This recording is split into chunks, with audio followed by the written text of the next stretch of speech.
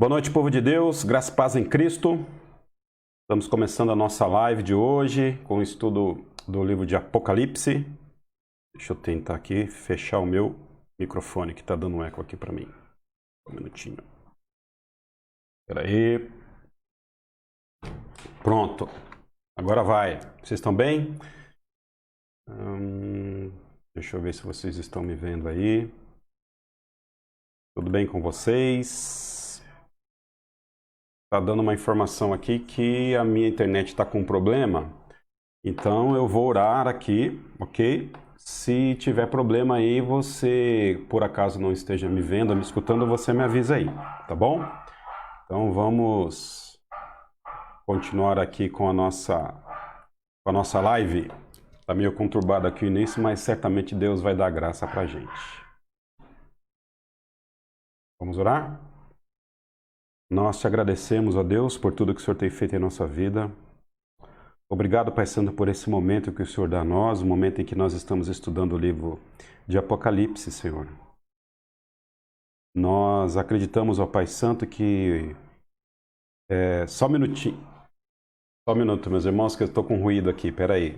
Precisei, inclusive, interromper a oração aqui. Só um minuto.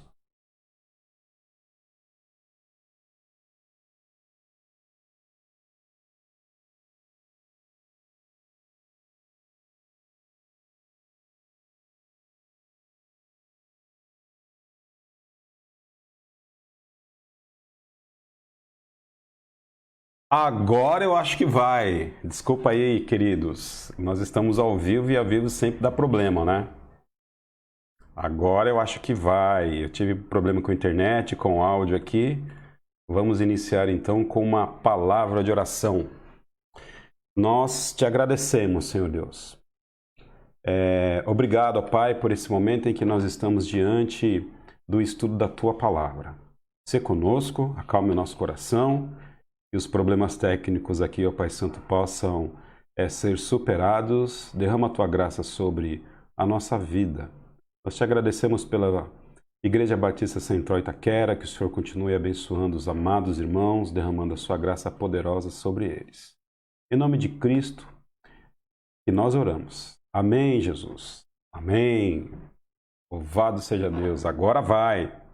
Agora é de verdade. Bom, nós vamos entrar aqui hoje no capítulo 11 do estudo do nosso livro de Apocalipse.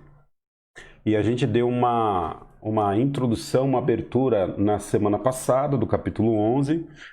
E nós vamos ficar nesse capítulo. Porque depois do capítulo 11, nós vamos falar sobre a trindade do mal, né? Satanás, a besta que sai do mar e a besta que sai da terra.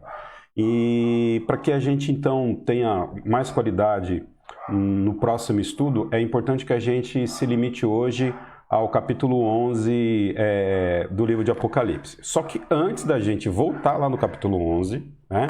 Lembrando, semana passada a gente deu uma breve introdução, mas agora a gente vai falar novamente sobre esse capítulo. Eu quero que os irmãos deem uma olhada comigo em dois textos importantes, para que a gente retome aí o nosso estudo.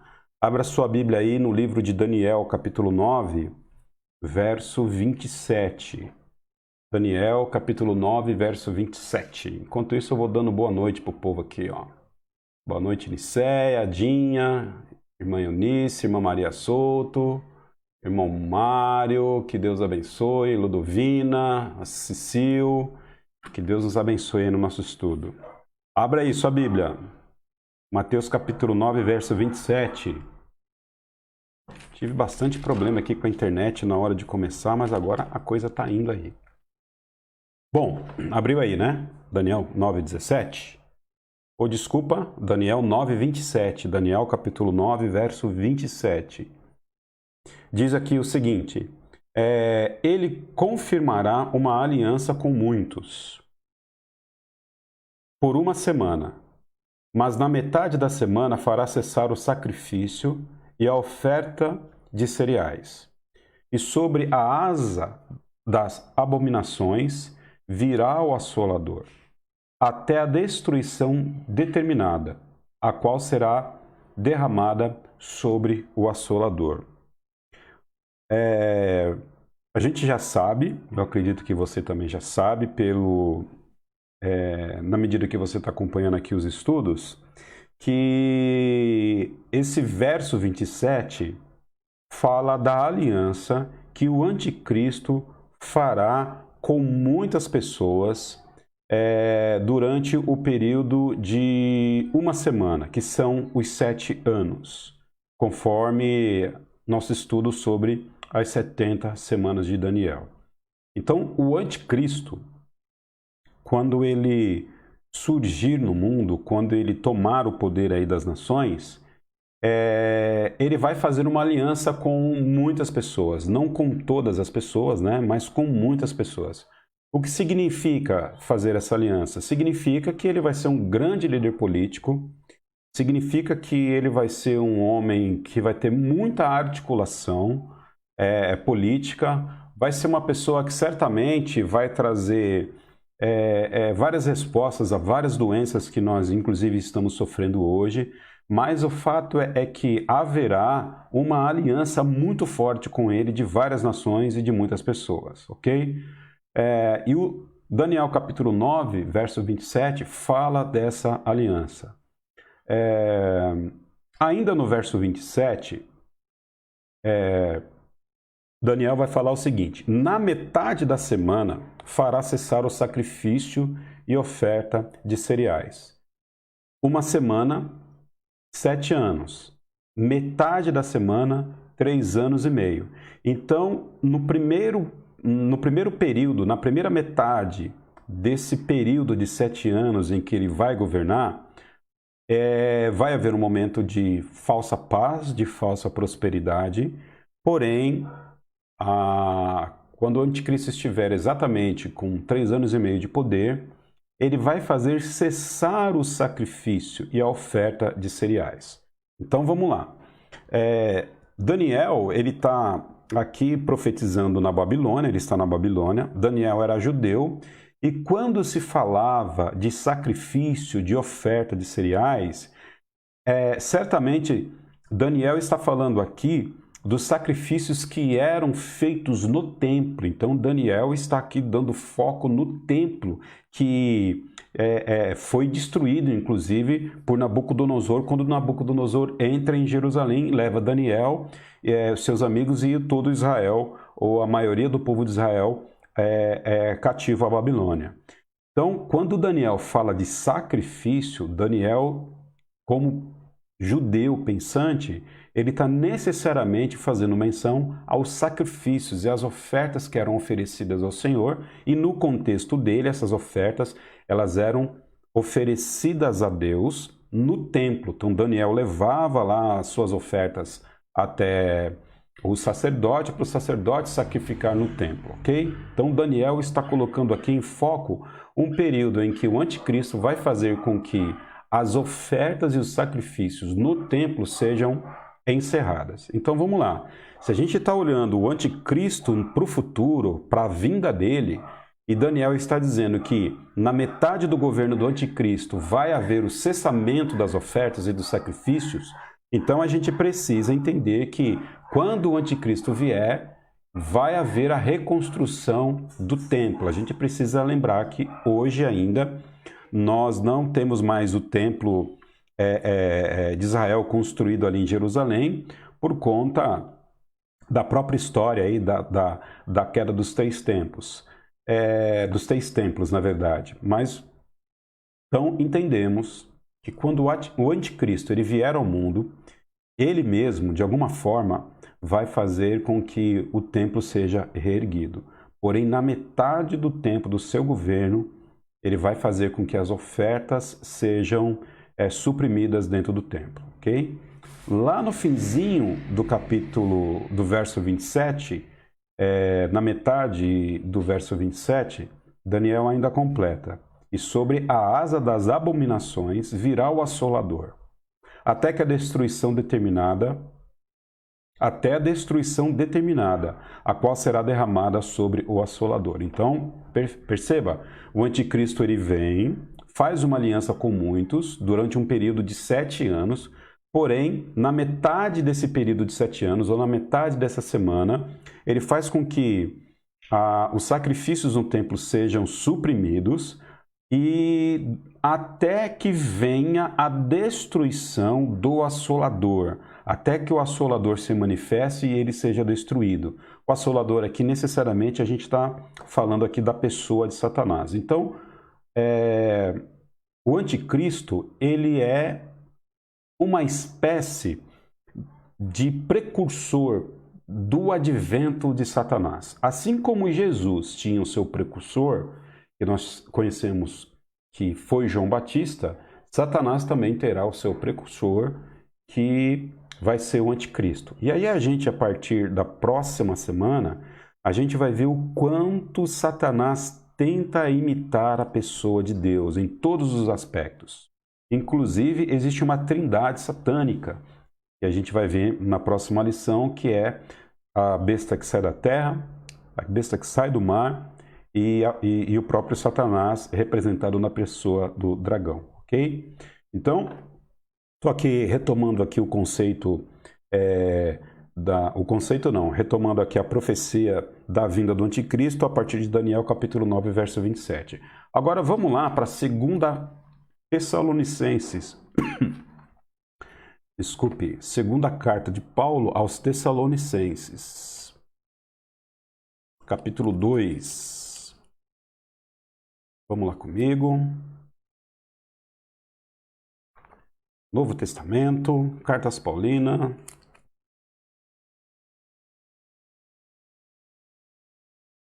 Segunda carta de Paulo aos Tessalonicenses, capítulo 2, ok? Aqui, no capítulo 2 da segunda carta de Paulo aos Tessalonicenses, basicamente o apóstolo Paulo vai falar aquilo que Daniel capítulo 9, 27 fala, e ele ainda vai acrescentar mais informações sobre a vinda do anticristo. Então eu passo a ler aqui a partir do verso 1, 2 Tessalonicenses capítulo 2, verso 1. Ora, irmãos, quanto à vinda do nosso Senhor Jesus Cristo e a nossa reunião com ele, rogamo-vos que não vos demovais facilmente do vosso modo de pensar, nem vos perturbeis, quer por espírito, quer por palavra, quer por epístola, como se procedesse de nós, como se o dia de Cristo já tivesse chegado.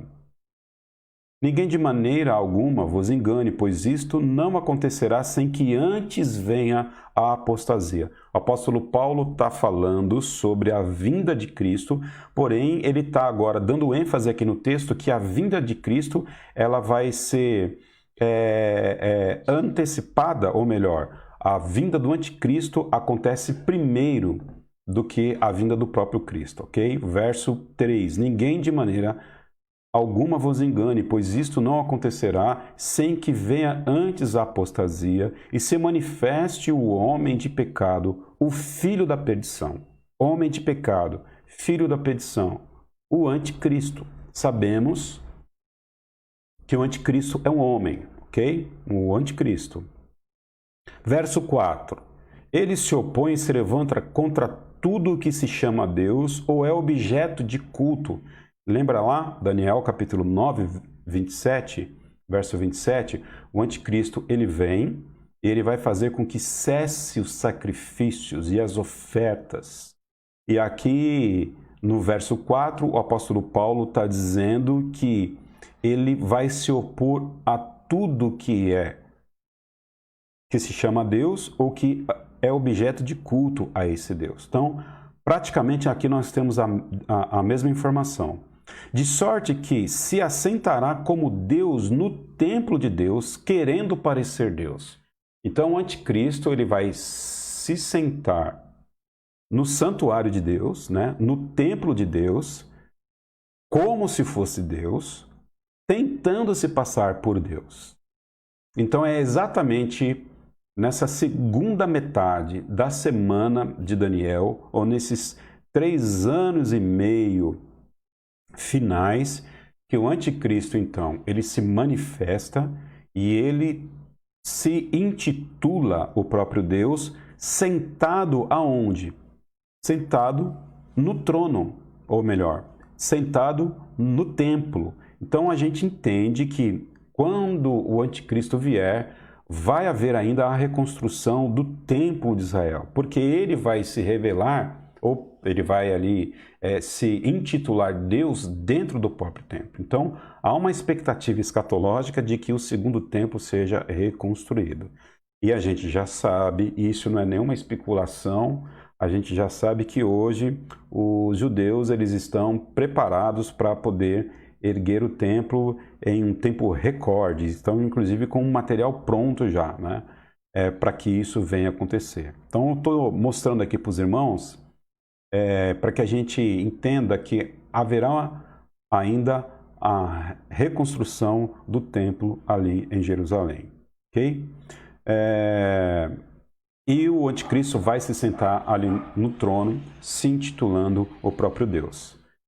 Então, nós acreditamos que, quando ele faz isso, a segunda metade da tribulação começa a acontecer, ou na verdade, a segunda metade do tempo de governo do anticristo começa a acontecer e a tribulação propriamente dita, a grande tribulação começa a acontecer aí durante esse período, ok? Então, sigamos lá então para Apocalipse capítulo 11. Apocalipse 11, cadê eu aqui?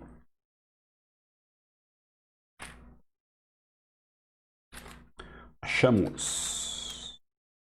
As duas testemunhas. As duas testemunhas.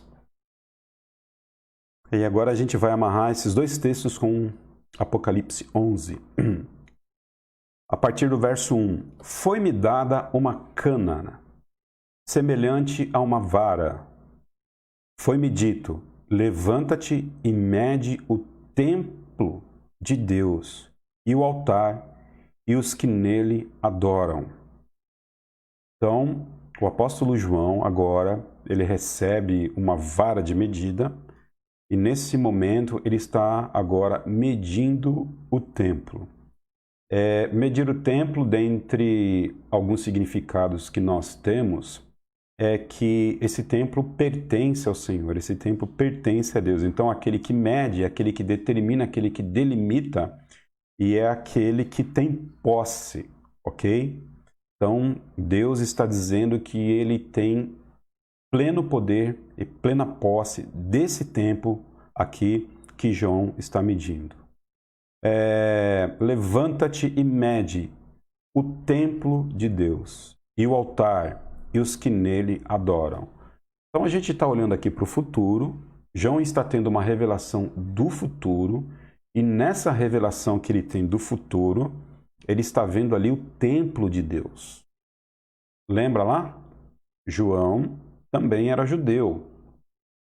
Nós não podemos aqui espiritualizar aqui o texto, entendendo que o templo de Deus é a igreja de Cristo, porque nós sabemos de fato que nós somos a habitação do Espírito Santo de Deus e nós, enquanto crentes, somos o templo de Deus. Porém,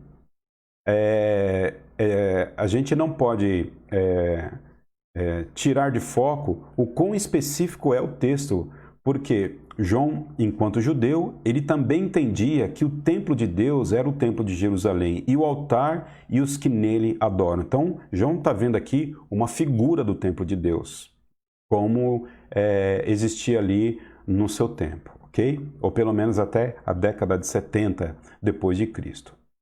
Mas deixa o átrio, verso 2, que está fora do templo.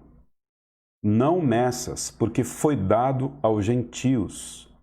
Estes pisarão a cidade santa por 42 meses, por 3 anos e meio, 42 meses, 1.260 dias, metade de uma semana,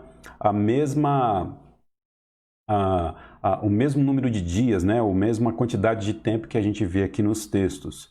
Então, o João está recebendo a seguinte informação, para que ele não medisse o átrio era aquele espaço que ficava antes do fechamento dos muros do templo, e João está tendo a seguinte informação, que os gentios iriam pisar a cidade santa durante um período de 3 anos e meio. Então vamos lá, Lembra lá daquela turma, lá em Daniel capítulo 9, verso 27, que faz aliança com o anticristo? Perfeito. Então, durante a segunda metade do período da tribulação, quando o anticristo se revelar de fato quem ele é, se colocando no lugar de Deus, muitas pessoas vão rejeitar o anticristo. Mas muitas, aquelas inclusive que fizeram aliança com ele, permanecerão. Então nós vamos ter dois grupos ali na segunda metade da tribulação. O grupo que vai permanecer fiel ao anticristo, à sua aliança, e o grupo que não vai reconhecer ele como Deus, ou não reconhecer ele como Messias, como enviado. E agora nós estamos tendo aqui a informação de que os gentios pisarão a Cidade Santa durante o período de 3 anos e meio. Uma indicação clara que vai haver uma grande guerra e uma grande perseguição sobre aquelas pessoas que vão romper a sua aliança com o anticristo. Então, as pessoas que negarão o anticristo como Deus, como Cristo ou como o próprio Messias vão ser perseguidas justamente durante esse período em que os gentios pisarão a Cidade Santa durante o período de 3 anos e meio, ok? Então, a grande tribulação começa. Agora, entra aqui duas figuras interessantes, que são a figura das duas testemunhas. E darei poder às minhas duas testemunhas. E profetizarão por 1260 dias vestidas de saco. Mesmo número de 3 anos e meio. Essas duas testemunhas, elas têm um ministério. E o ministério é profetizar. E a gente pode entender o caráter da profecia dessas duas testemunhas em cima daquilo que elas estão vestidas. Elas estão vestidas de saco. Isso representa juízo, isso representa choro, isso representa morte e isso representa luto. Então vamos lá. Imagina a seguinte cena. O anticristo agora, ele quebra a sua aliança, ele se coloca dentro do templo que haverá de ser erguido. Naquele momento ele vai cessar os sacrifícios, né? O povo judeu vai voltar os seus sacrifícios no templo. Em 3 anos e meio depois da sua aliança, ele cessa os sacrifícios, ele vai arrumar uma briga ali com o povo de Israel, com o povo judeu, ok? Aquelas pessoas que se curvarem ao anticristo, em medidas as proporções, elas ainda vão continuar com as suas vidas normais, porém aquelas pessoas que recusarem o governo do anticristo serão perseguidas. Irrompe-se então a grande tribulação. E aí, no início da grande tribulação, ou seja, no final dos 3 anos e meio de falsa paz e no início dos 3 anos e meio de grande guerra, grande tribulação, aparece então na cena duas testemunhas. E elas vão profetizar juízo, morte, dor e choro. Então você imagina como é que fica então a cabeça do anticristo nesse momento e a cabeça daquelas pessoas que estão do lado do anticristo, vendo essas duas testemunhas pregando ali no centro de Jerusalém, o que tudo indica, sobre o juízo, sobre a volta de Cristo, pregando arrependimento, pregando sobre pecado. Então você imagina o tamanho do transtorno que essas duas testemunhas vão causar aí a esse governo do anticristo. Verso 3, ou melhor, verso 4. Essas são as duas oliveiras e os 2 candeeiros que estão diante do Senhor na terra. Oliveiras e candeeiro são aqui uma representação do próprio Deus, né? O candeeiro enquanto luz de Deus, né?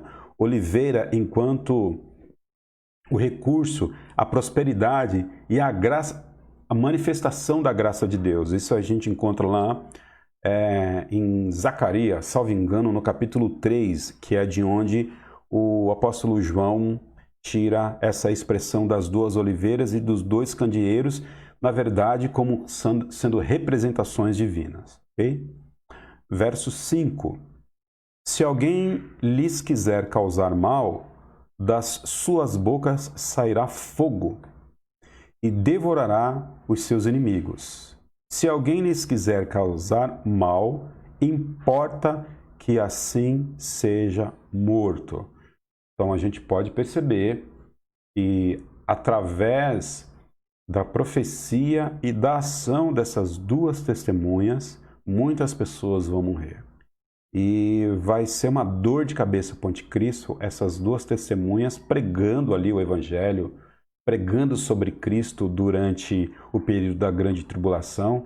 Estas duas testemunhas certamente acusando o anticristo. Agora me vem à mente a pregação de João Batista, né? O caráter profético e o caráter de justiça que João Batista trazia quando ele pregava ali no deserto, próximo ao Rio Jordão, em que as pessoas se aproximavam de João Batista, principalmente os escribas e os fariseus, e ele chamava essa turma toda de raça de víbora, de corja. Até o próprio Herodes, João Batista, ele não dava fôlego e folga para João Batista, mostrando que a sua pregação tinha um caráter duro. Então, eu acredito que o caráter da pregação e da profecia dessas duas testemunhas não será menos doloroso do que a forma com que João Batista pregava ali no deserto, ok? Então, é uma cena inusitada, né? Fica aqui curioso para tentar enxergar esse cenário, um cenário de caos, um cenário de grande tribulação, um cenário de perseguição, um cenário em que o anticristo vai irromper uma grande perseguição sobre aquelas pessoas que não vão se render a ele, e essas duas testemunhas no meio da praça profetizando contra o anticristo, dizendo que Jesus vai voltar e testemunhando ainda o amor e a graça de Cristo. E eles vão ser intocáveis, de modo que, se alguém tentar causar mal, eles vão matar essas pessoas literalmente com os seus sinais aqui, com os seus prodígios sobrenaturais. Terrível é cair na profecia destas duas testemunhas. Sigamos aí. Verso 6. Estes homens têm poder para fechar o céu. Olha que interessante. Essas duas testemunhas são de carne e osso.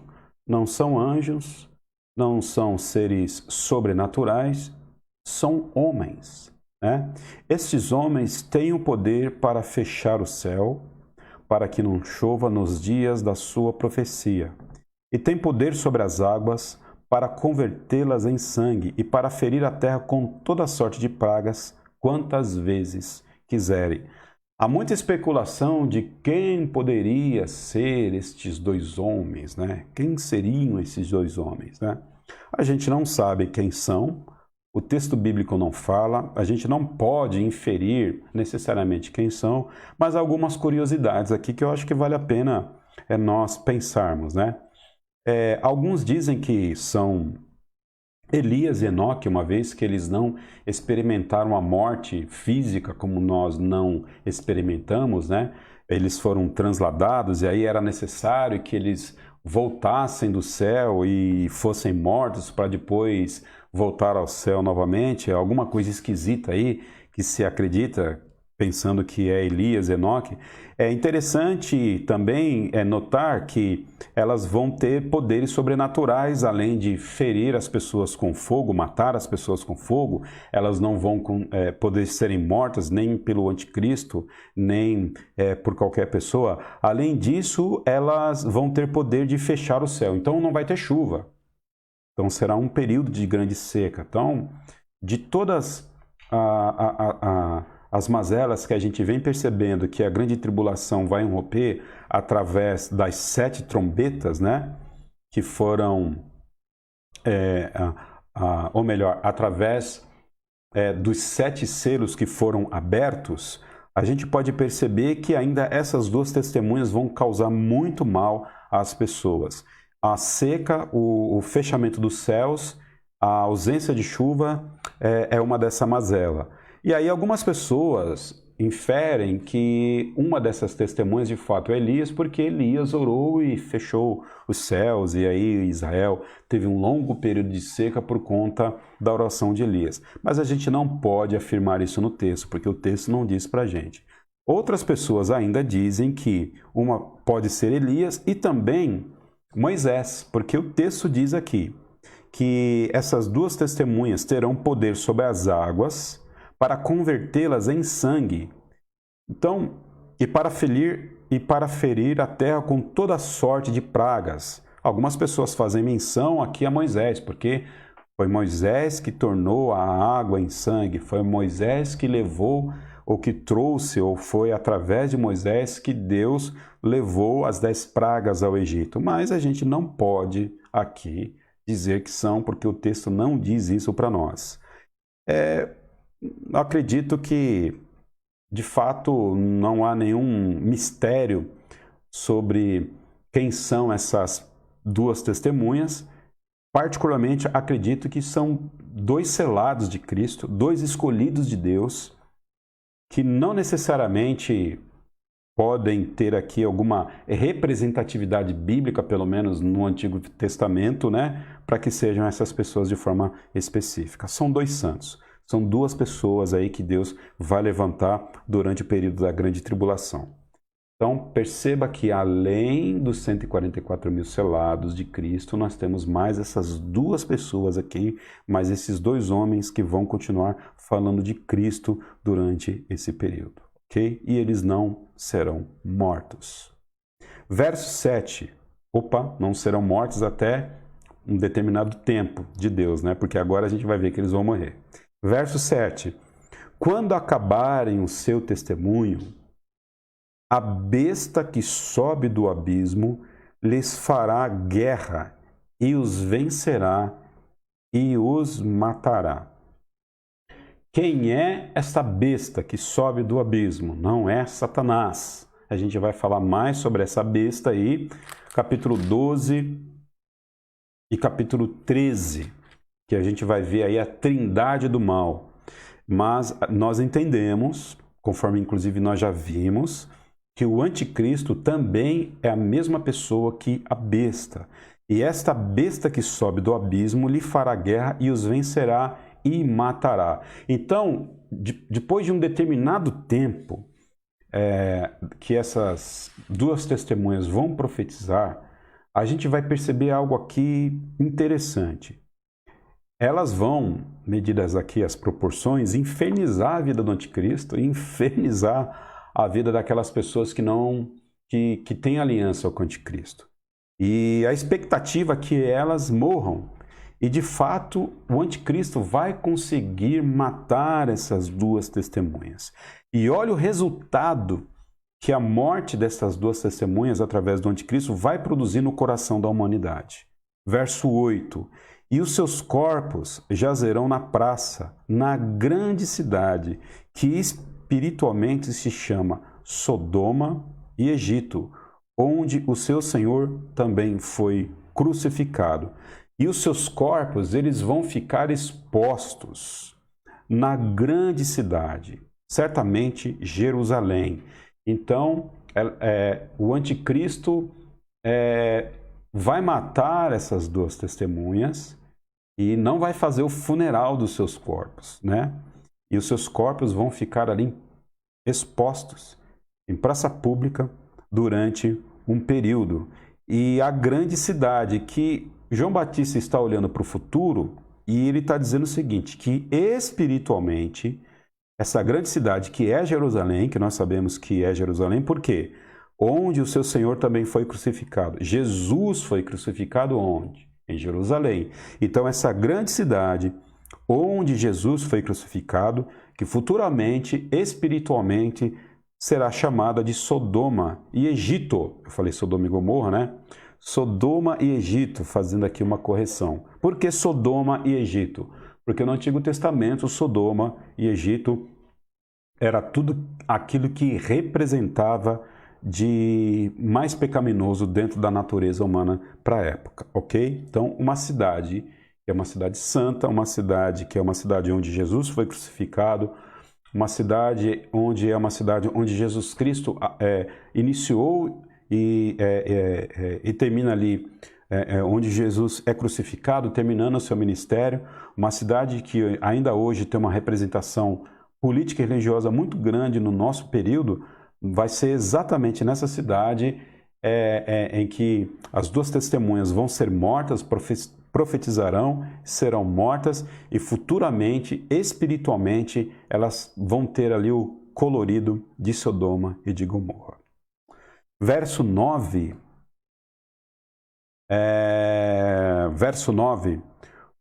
Homens de vários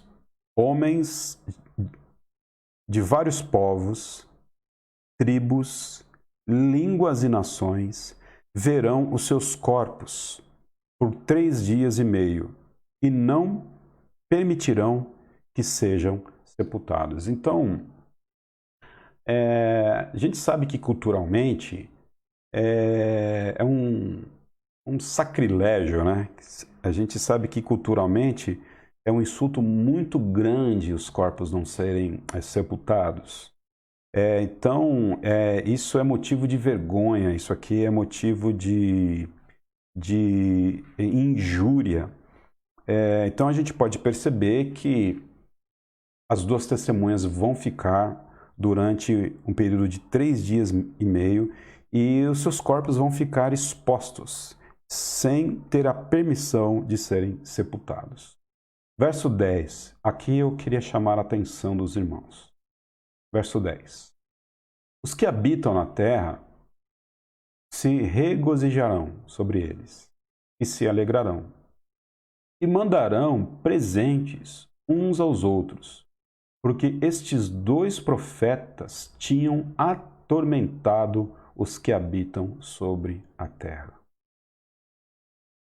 Vai haver um momento, depois da morte dessas 2 testemunhas, em que a terra vai se jubilar, a terra vai se regozijar.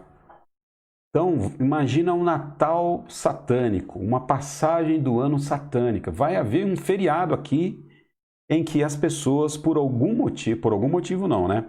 As pessoas, pelo motivo da morte dessas 2 testemunhas, elas vão se congraçar. Então vai ser aí um dia de ação de graças. As pessoas vão se dar presentes e vai ter uma grande festa mundial por conta da morte destas 2 testemunhas. Então imagina a moral do anticristo, porque foi ele, a besta que sobe do abismo. Foi o anticristo que matou essas 2 testemunhas.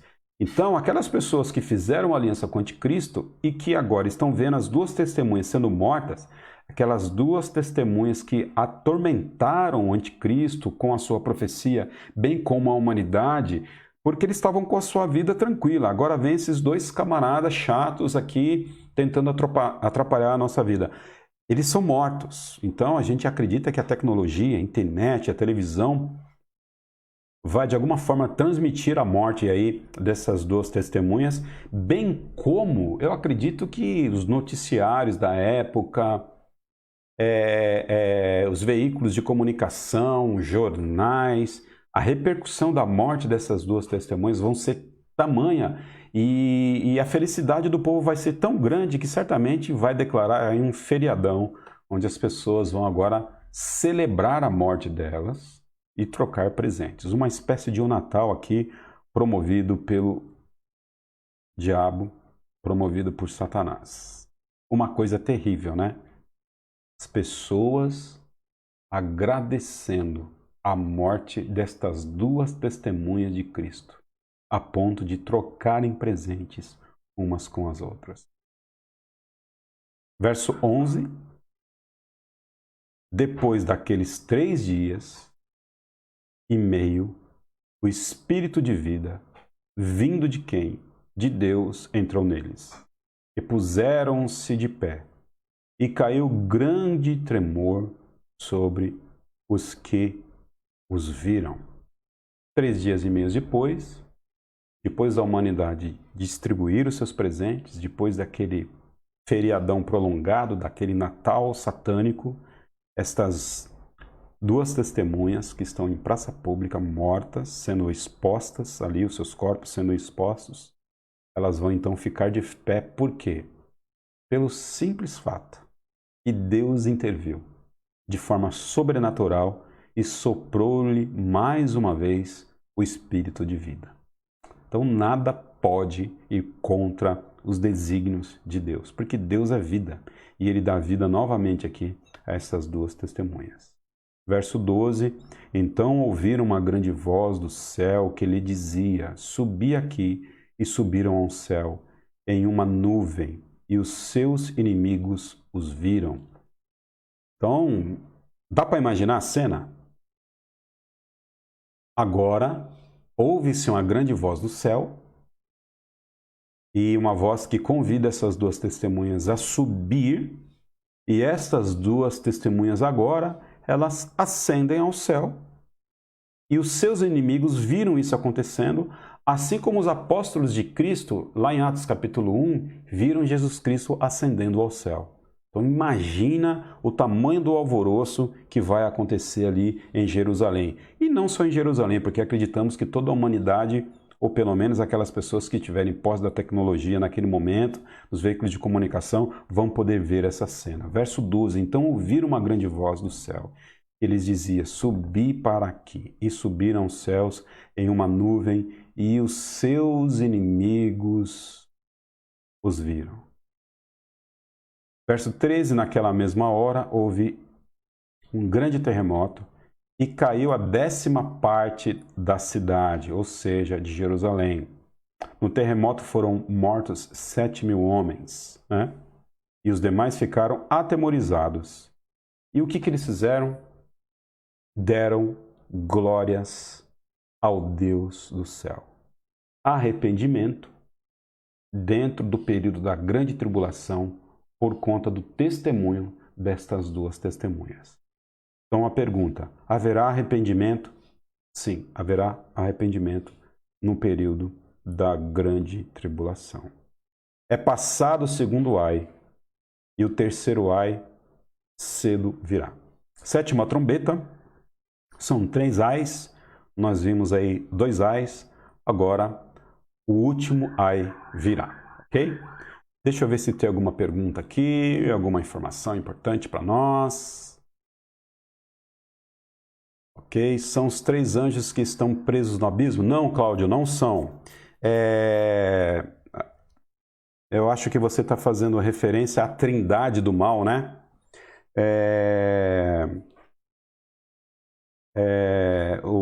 Os anjos, de fato, ali são anjos que vão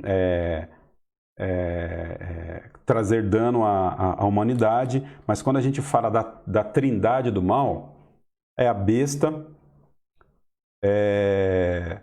que sai do mar.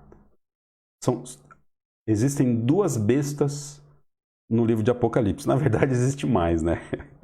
Muita gente besta, né? Que não aceita o Cristo. Oh, misericórdia, o pastor não pode falar isso.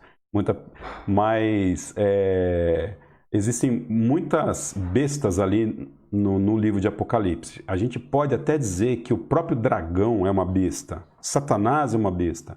Mas quando a gente fala da besta do Apocalipse, a gente necessariamente está especificando a pessoa de Cristo. Então, quando nós falamos da trindade satânica, nós estamos falando de Satanás, nós estamos falando do anticristo propriamente dito, que é esse homem, que é a besta, ou a principal besta, e existe uma segunda besta, seria uma besta menor, que representa o aspecto religioso do anticristo. A gente vai ver isso mais na semana que vem. A trindade do mal aí, ok? Então, a sua pergunta certamente vai ser respondida na próxima live aí. Mas não são os 3 anjos que estão presos no abismo. Não são. A gente está falando de outra turma. Sigamos aí. A 7ª trombeta. Olha só, quando nós abrimos, quando a gente olha para o livro de Apocalipse, A gente precisa lembrar agora que é um livro de juízo e é um livro de dor e é um livro que vai revelar a volta de Cristo e as consequências que a volta de Cristo vai trazer, ok? Eu penso o seguinte, que a última trombeta, né, a sétima trombeta, né, agora, quem são os três ais? Quinta trombeta, sexta trombeta e sétima trombeta. Lembra lá das 7 trombetas? Ok? Agora nós estamos na sétima trombeta, que é o terceiro ai. Então alguma coisa ruim vai acontecer, porque é um ai. Se você não tomar cuidado, você olha aqui a sétima trombeta, ou esse terceiro ai, de uma forma muito serena e muito tranquila, onde parece que está tudo mil maravilhas para quem vai ficar na Terra durante o período da grande tribulação. Mas, na verdade, não está. O pior ainda está por vir. Então, a última trombeta, a sétima trombeta, terceiro ai, é a representação final daquilo que o pior ainda há de vir sobre a humanidade. Então, vejamos o caráter do terceiro ai, vejamos o caráter da sétima trombeta. Verso 15. O sétimo anjo tocou a sua trombeta, e houve no céu grandes vozes que diziam: os reinos do mundo vieram a ser de nosso Senhor e do seu Cristo, e ele reinará para todo sempre. Que ai é esse? Que ai é esse? É exatamente esse ai. É exatamente essa justiça. Agora, o terceiro ai e a sétima trombeta está dizendo o seguinte: Jesus Cristo reina. Os reinos do mundo agora vieram a ser do nosso Senhor e do seu Cristo. Não que não eram, mas do ponto de vista representativo agora, Jesus Cristo está dizendo o seguinte: os reinos do mundo e todos os seus reis são meus. Então, esse é o terceiro ai. O ai do poder definitivo de Cristo sobre toda a humanidade. Não há pior coisa a acontecer do que Jesus requerer o poder sobre a vida das pessoas e dizer o seguinte: a sua vida é minha, você me pertence, todos os reinos do mundo me pertencem, todos os reis do mundo me pertencem. Toda a honra, toda a glória e todo o poder a Jesus Cristo. Então a grande tribulação, ela termina com a vinda de Cristo. Lembra aquelas pessoas que estavam mordendo as suas línguas de dor, que nós passamos lá no texto? Lembra aquelas pessoas que estavam pedindo para que as montanhas e as estrelas caíssem sobre as suas cabeças? Lembra aquelas pessoas que estavam correndo para encontrar a morte fugia dessas pessoas? Elas não estavam sobre terrível angústia? Estavam.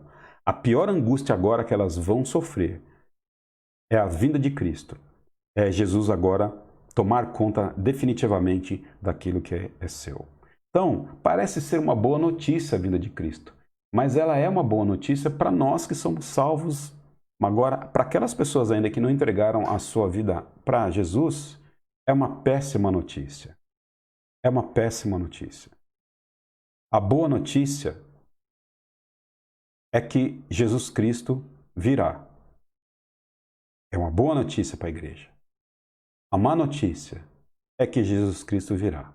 É uma má notícia para aqueles que ainda não entregaram a sua vida para Ele como Salvador. Os reinos do mundo vieram, verso 15, a ser do nosso Senhor a ser do nosso Senhor e do seu Cristo. E Ele reinará para todo sempre.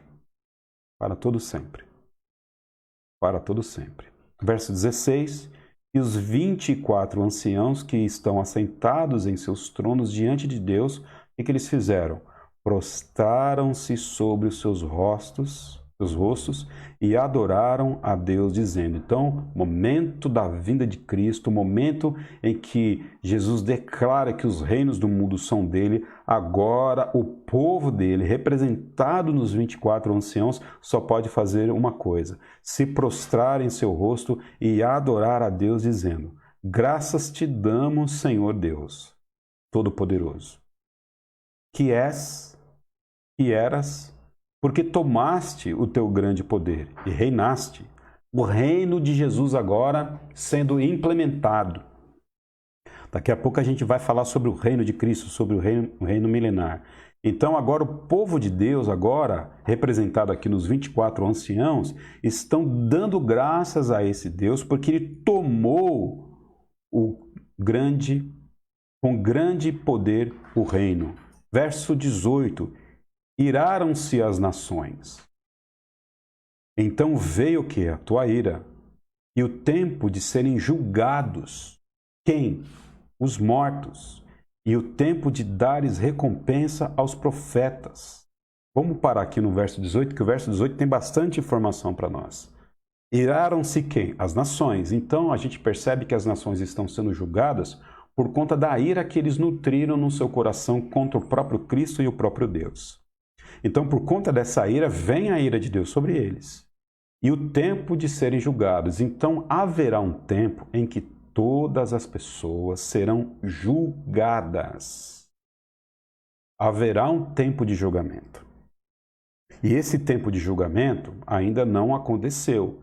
Esse é um tempo de julgamento para o futuro. Agora, quem serão essas pessoas que serão julgadas? O tempo de serem julgados. Os mortos. Não serão necessariamente só os mortos, mas os vivos que estarão nesse templo. Mas a informação aqui, queridos, olha o seguinte, é que os mortos serão o quê? Julgados. Receberão justiça de Deus. Não existe a doutrina da não existência mais da nossa natureza, né? Eu esqueci aqui o nome da doutrina, mas é uma doutrina que fala sobre a aniquilação das pessoas, né? Ou seja, existe céu, né? Existe um movimento religioso dos testemunhos de Jeová, especificamente, né? Mas não só os testemunhos de Jeová, mas existe a ideia de que só os 144 mil que habitarão com Cristo no céu, ok? E que aqui na terra haverá os justos, perfeito? E as pessoas que de alguma forma tiveram contato com Cristo e se arrependeram dos seus pecados, mas o inferno não vai existir, ok? Por quê? Porque Deus é muito bom e não pode lançar ninguém no inferno. Além do texto mais específico, lá no final do livro de Apocalipse, a gente pode ver aqui que os mortos serão julgados. A gente vai ver o trono branco dos mortos se apresentando diante do Senhor para serem julgados. Então as pessoas que hoje perecem no inferno, elas não foram julgadas. Elas virão, mais uma vez, se apresentar diante de Jesus para poderem serem julgadas. Então, haverá julgamento dos mortos. Então, os mortos, eles voltam para poderem serem julgados. Uma vez que você entra na existência, você sempre vai existir. Ou você existe na vida eterna, ou você existe na morte eterna. Ou você vive eternamente, ou você morre eternamente. Você não dorme eternamente. Você padece a ausência de Deus na eternidade. Então, conforme a eternidade vai passando, você vai tendo mais ausência de Deus. O que é o inferno? Acredito no inferno literal, não tem nenhum problema com isso, mas também acredito que o inferno, em seu aspecto, é a ausência total de Deus, um afastamento total de Deus, e que na eternidade, no inferno literal, também vai haver ali alguma coisa que vai projetar você de forma que na eternidade você se afaste cada dia mais de Deus. E esses são os mortos espirituais, né? São pessoas que vão perder totalmente a sua natureza humana quando perecerem no inferno, no lago de fogo e enxofre. Jesus Cristo veio para resgatar de volta a nossa humanidade. Então, qual é o papel de Cristo? O papel de Cristo é fazer com que nós voltemos ao paraíso. Voltemos àquela estrutura espiritual que nós tínhamos no passado, no jardim. Retomar a humanidade de volta. O apóstolo Paulo fala que Jesus Cristo é o segundo Adão. É o Adão agora que não tem corrupção. É o Adão agora reto, justo diante do Senhor. Então, o resgate que Cristo faz sobre as nossas vidas, ele assim o faz para que nós nos tornemos de fato humanos. O projeto primário que Deus tinha para nós era a humanidade e ele vem resgatar essa humanidade. Então, a cada dia nós nos tornaremos mais parecidos com Cristo na eternidade, dentro da nossa humanidade. Não obstante, aquelas pessoas que estão no lago de fogo e enxofre vão perder a sua característica humana a cada dia. Então, quero lembrar aqui que os mortos virão e serão julgados. Deixa eu ver, o Luiz aqui me deu uma dica. Aniquilação. Isso, a doutrina da aniquilação. Obrigado por lembrar, Luiz. O Luiz está lembrando aqui. A aniquilação diz que o inferno existe, mas que as almas lá lançadas só serão extinguidas após um período. Obrigado. Obrigado, o Luiz aqui me ajudou.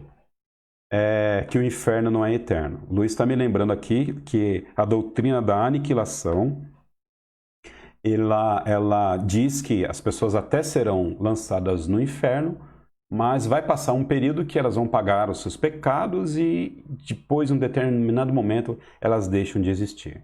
Não temos fundamentação bíblica para sustentar essa doutrina, ok? Obrigado, Luiz, que Deus te abençoe, viu? É isso aí. Sigamos em frente. Verso 18 ainda um pouquinho, 21 horas, temos ainda alguns minutinhos. Verso 18. Vamos passar de novo pelo verso 18. Iraram-se as nações, então veio a tua ira e o tempo de serem julgados, os mortos, e o tempo de dares recompensa aos profetas. Ô glória! E recompensa a quem? Aos profetas. Teus servos aqui, diáconos, ok? Está falando das pessoas que serviram a Cristo. Então, por isso que nós precisamos servir pessoas. Fica a dica aí, ó. A dica da IBCI para você aí. Sirva pessoas, recompensa aos profetas, recompensa aqueles que serviram teus servos e aos santos. Quem são santos?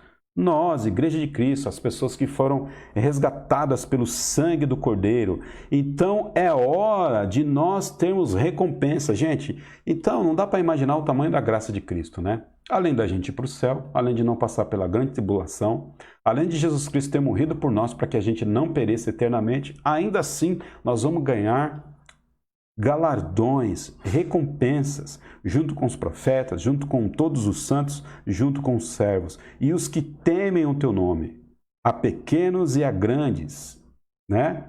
Então, os príncipes, os reis que aceitaram a Cristo, os grandes empresários, as pessoas mais humildes do ponto de vista econômico, não vai haver distinção de pessoas no céu. Tantos grandes e pequenos serão recompensados. Enquanto o pau está comendo aqui, para as nações, a Igreja de Cristo, junto com todos os santos de todas as eras, de todo o tempo histórico, vai estar se regozijando em Cristo. E o tempo de destruires os que destroem a terra. Então, qual que é o terceiro ai? Qual que é a sétima trombeta? O momento em que Jesus Cristo diz o seguinte: quem manda aqui sou eu. Estava difícil? Agora piorou. Tetelestai, está consumado o reinado de Cristo. Verso 19. Abriu-se no céu o templo de Deus, e a arca da sua aliança foi vista no santuário, e houve relâmpagos, vozes e trovões, e terremoto, e grande chuva de pedras.